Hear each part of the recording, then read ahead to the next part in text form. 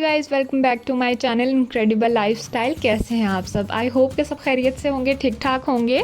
आज जो रेसिपी मैं आप लोगों के साथ शेयर करने वाली हूँ वो आप सबके लिए बहुत हेल्पफुल होगी, क्योंकि आज हम बनाने वाले हैं इंस्टेंट बर्फ़ी, जो कि 10 मिनट में बनकर तैयार हो जाएगी। तो अब आपको मीठों के लिए कोई टेंशन नहीं होगी, जल्दी से आप इसे बनाकर किसी के भी आगे सर्व कर सकते हैं। तो चलिए वीडियो को स्टार्ट कर लेते हैं और देख लेते हैं कि हमने किस तरह से तैयार की है। सबसे पहले तो मैंने एक फ्राई पैन में ले लिया है 3 खाने के चम्मच देसी घी, और इसमें मैंने शामिल किया है 1 कप मिल्क। रूम टेम्परेचर पर मैंने लिया है, और जिस कप से हमने मिल्क मेजर किया है उसी कप से मेजर करके मैं इसमें 2 कप पाउडर मिल्क शामिल करूँगी। सूखा दूध, फुल फैट सूखा दूध ले लीजिए आप, बहुत बेहतर है। मैंने यहाँ पर नीडो इस्तेमाल किया, आपके पास जो भी है आप वो इसमें डाल लें। और अब मैं इसे अच्छी तरह से हिला लूँगी एक विस्क की हेल्प से। और अभी मैंने इसको चूल्हे पर नहीं रखा है, मैं इसे पहले अच्छे से हिलाऊंगी ताकि इसमें कोई भी लम्स बाकी ना रहें। जब बैटर बिल्कुल स्मूथ हो जाएगा तब हम इसे चूल्हे पर रखेंगे। तो अब यहाँ पर आप देख सकते हैं बैटर कितना स्मूथ हो गया है, इसमें कोई भी लम्स नहीं है। और जब इस तरह का हमारा बैटर बनकर तैयार हो जाए, अब हम चूल्हे पर इसे रखेंगे। और यहाँ पर मैंने फ्लेम बिल्कुल लो टू मीडियम रखी है, ना बहुत ज़्यादा तेज़ ना बहुत ज़्यादा हल्की। और इस पर हम इसे मुसलसल चम्मच हिलाते हुए पकाएंगे।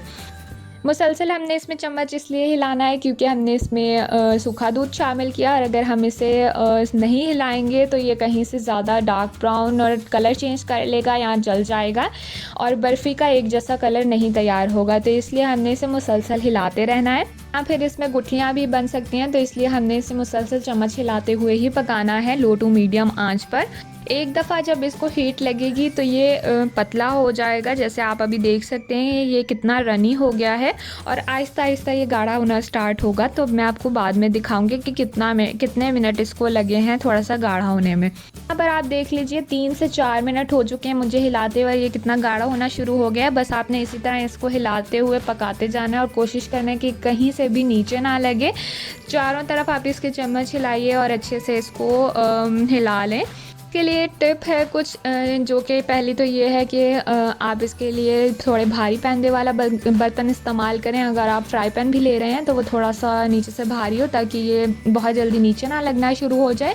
और दूसरा ये है कि आप जो सूखा दूध इस्तेमाल करें वो फुल फैट होना चाहिए। मैंने यहाँ पर नीडो इस्तेमाल किया है। जितना अच्छा आपका दूध होगा उतना ही अच्छा बर्फ़ी का जायका बन के तैयार होगा।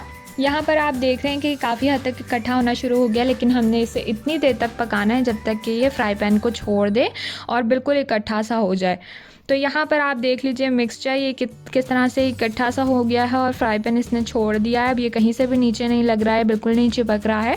जब इस तरह का हमारा बैटर हो जाए, मैंने इसमें आधी चाय की चम्मच इलायची पाउडर डाला है, और साथ ही 1 कप मैंने इसमें चीनी डाली है। चीनी डालते के साथ ही बैटर जो है, जब हम इसको मिक्स करेंगे दोबारा से पतला हो जाएगा।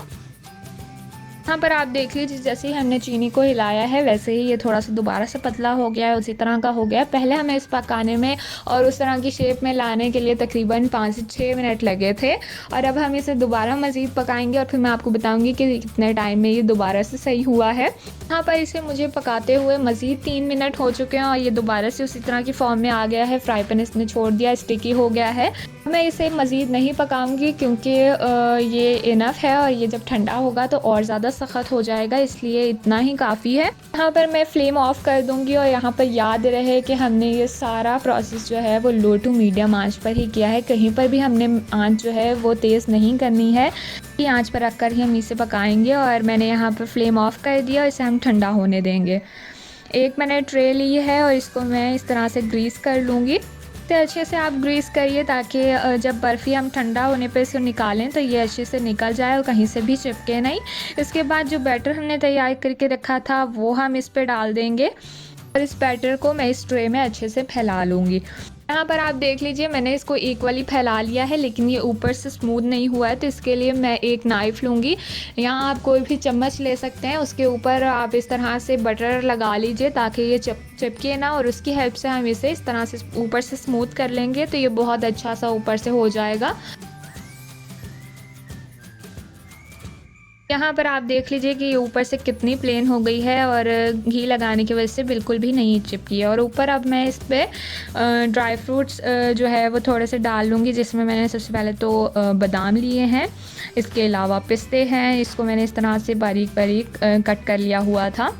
और अब जब ये रूम टेम्परेचर पर आ जाएगा उसके बाद मैं इसे 1 घंटे के लिए फ्रिज में रखूँगी और उसके बाद मैं आपको दिखाऊँगी कि ये इसका फ़ाइनल रिज़ल्ट क्या है। तो यहाँ पर आप देख लीजिए बर्फ़ी को रूम टेम्परेचर पर आने के बाद मैंने इसको तकरीबन आधे घंटे से 40 मिनट तकरीबन दिए हैं फ्रिज में। और अब मैं इसे आपको कट करके दिखाऊंगी।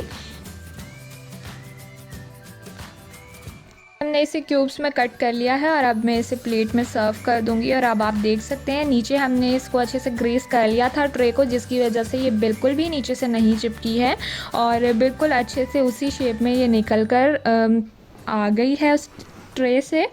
यहाँ पर हमारी बहुत ही मज़ेदार सी इजी बर्फ़ी बिल्कुल बनकर रेडी हो चुकी है। मैं ये देखिए बहुत ही मज़ेदार सी हमारी बर्फ़ी बनकर बिल्कुल रेडी है। तो आपने ज़रूर इसे ट्राई करना है और फिर हमें कमेंट करके बताना है कि आपको कैसी लगी है, आपकी कैसी बनी है। वीडियो पसंद आई हो तो लाइक शेयर एंड चैनल को सब्सक्राइब ज़रूर कीजिएगा। मिलती हूँ आपसे नेक्स्ट वीडियो में। Till then bye bye.